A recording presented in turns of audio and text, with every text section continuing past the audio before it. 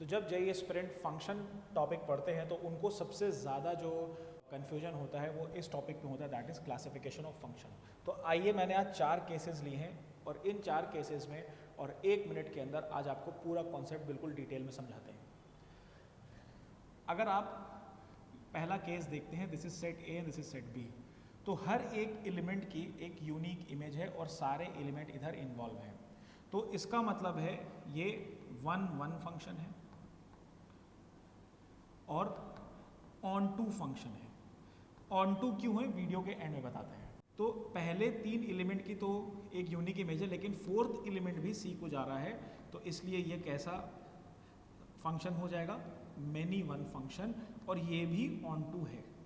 तीसरे केस में हर एक एलिमेंट की एक यूनिक इमेज है, लेकिन एक एलिमेंट को डोमेन का वो रह गया जिसकी कोई भी प्री इमेज नहीं है, इसीलिए इसको हम बोलते हैं 1-1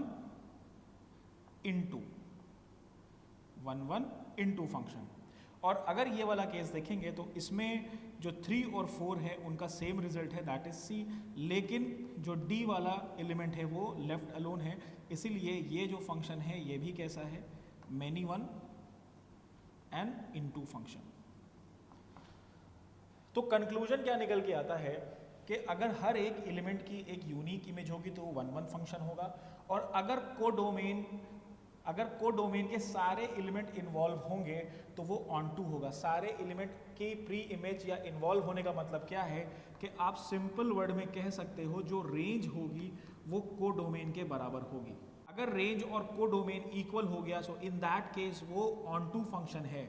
अगर ऐसा नहीं होता है तो इन दैट केस वो इनटू फंक्शन हो जाएगा। डिफरेंट वैल्यू ऑफ एक्स पे डिफरेंट वैल्यू ऑफ वाई मिल रही है, सो इन दैट केस वो कैसा होगा, 1-1 फंक्शन होगा। लेकिन अगर डिफरेंट वैल्यू ऑफ एक्स पे सेम वैल्यू ऑफ वाई मिल रही है, सो इन दैट केस वो मेनी वन फंक्शन होगा। आई होप ये 4 केसेस से आपको क्लासिफिकेशन ऑफ फंक्शन का कॉन्सेप्ट क्लियर हो गया होगा। किसी बच्चे को कोई भी डाउट है तो कमेंट सेक्शन में ज़रूर पूछ सकता है।